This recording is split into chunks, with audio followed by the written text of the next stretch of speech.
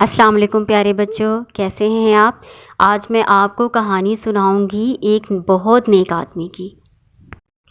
ایک جنگل میں ایک بہت پارسا اور نیک آدمی رہتا تھا جس نے دنیا سے اپنا تعلق توڑ رکھا تھا اور اللہ تعالیٰ کی عبادت میں اپنے دن اور رات بسر کرتا تھا۔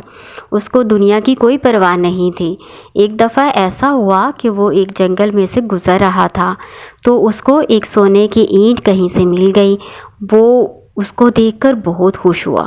اس کے دل میں یہ خیال آیا کہ میں اس سونے کی اینٹ سے کیا کروں گا؟ میں اسے عالیشان محل بنواؤں گا، اس سے اعلیٰ درجے کے کپڑے لوں گا، اچھے اچھے کھانے خریدوں گا، نوکر چاکر رکھوں گا۔ تو اسی خیال میں وہ رہا یہاں تک کہ اپنے گھر پہنچ گیا۔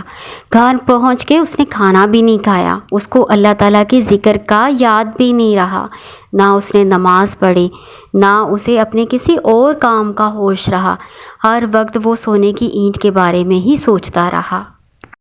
اسی حالت میں اس نے رات گزار لی۔ صبح ہوئی تو وہ جنگل میں سے گزرا تاکہ شہر جا کر اس اینٹ کو بیچ سکے اور اس میں سے جو پیسے حاصل کرے اس سے وہ دنیا کی چیزیں اور نعمتیں خریدے۔ جب وہ راستے سے گزر رہا تھا تو راستے میں ایک قبرستان بھی آتا تھا۔ جب اس قبرستان میں سے اس کا گزر ہوا تو اس نے دیکھا کہ ایک آدمی قبر کی مٹی لے کر تو اسے اینٹیں بنا رہا ہے۔ تو اس کے دل میں خیال آیا، اللہ کی طرف سے اللہ تعالیٰ نے اس کو توفیق دی۔ اس کے دل میں خیال آیا کہ کل کو تو اس نے بھی مر جانا ہے، کل کو اس کی قبر بن جانی ہے اور اس کی قبر سے بھی لوگ مٹی لے کے اینٹیں بنانا شروع کر دیں گے۔ اس خیال کے آتے ہی اس کی زندگی بدل گئی، اس کی سوچ بدل گئی۔ اس کو یہ بات اب سمجھ آ گئی تھی کہ دنیا کی زندگی اور نعمتیں یہ تو تھوڑی دیر کے لیے ہیں، اصل زندگی تو آخرت کی زندگی ہے اور اصل نعمت تو اللہ کی رضا ہے۔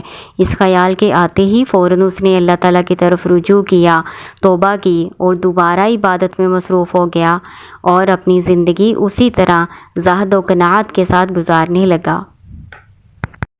تو بچوں، ہمیں اس کہانی سے سبق ملتا ہے کہ دنیا میں ایک مسافر کی طرح رہنا چاہیے۔ دنیا کی نعمتوں میں غافل ہو کے اللہ تعالیٰ کی عبادت سے منہ نہیں موڑنا چاہیے، بلکہ ہمیں آخرت کی تیاری کرنا چاہیے۔ السلام علیکم۔